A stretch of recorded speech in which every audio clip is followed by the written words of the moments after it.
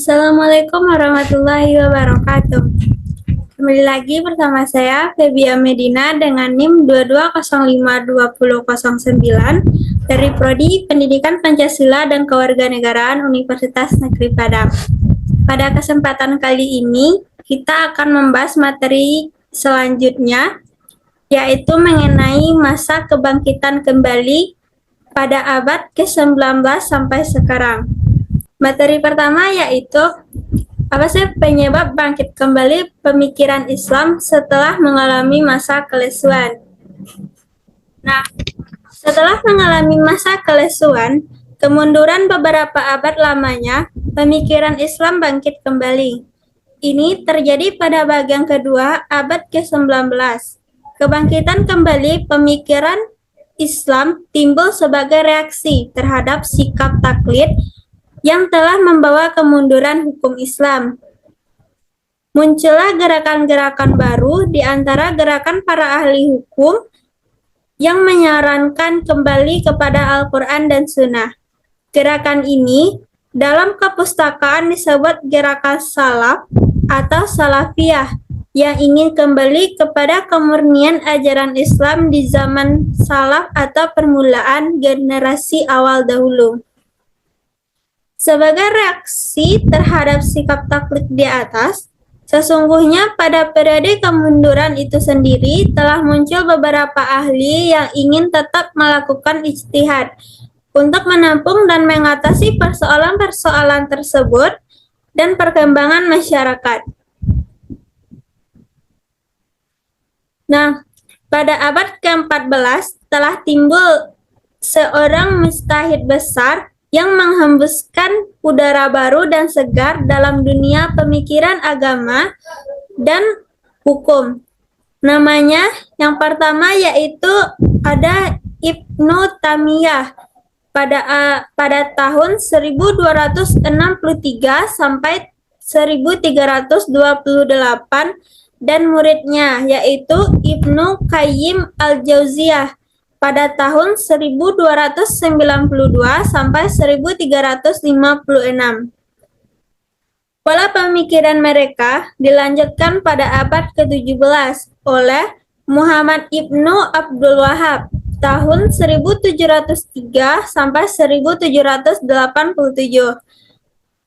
yang terkenal dengan gerakan Wahabi yang mempunyai pengaruh pada gerakan Padri di Minangkabau atau Indonesia. Usaha ini dilanjutkan kemudian oleh Jamaluddin Al-Afghani pada tahun 1839 sampai 1897, terutama di lapangan politik. Umat Islam yang pada umumnya dijajah oleh bangsa Barat pada waktu itu, ia menilai kemunduran umat Islam disebabkan antara lain karena penjajahan Barat.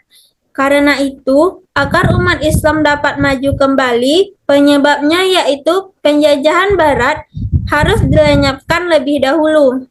Untuk itu, ia menggalang persatuan seluruh umat Islam yang terkenal dengan nama Pan-Islamisme. Cita-cita Jamaluddin mempengaruhi pemikiran Muhammad Abduh pada tahun 1849 sampai 1905 yang kemudian dilanjutkan oleh muridnya yang bernama Muhammad Rashid Ridha pada tahun 1865 sampai 1935. Pikiran-pikiran Muhammad Abduh dan Muhammad Rashid Ridha mempengaruhi pemikiran umat Islam di seluruh dunia. Di Indonesia, pikiran-pikiran Abduh diikuti antara lain oleh gerakan sosial dan pendidikan Muhammadiyah yang didirikan oleh Kiai Haji Ahmad Dahlan di Yogyakarta pada tahun 1912.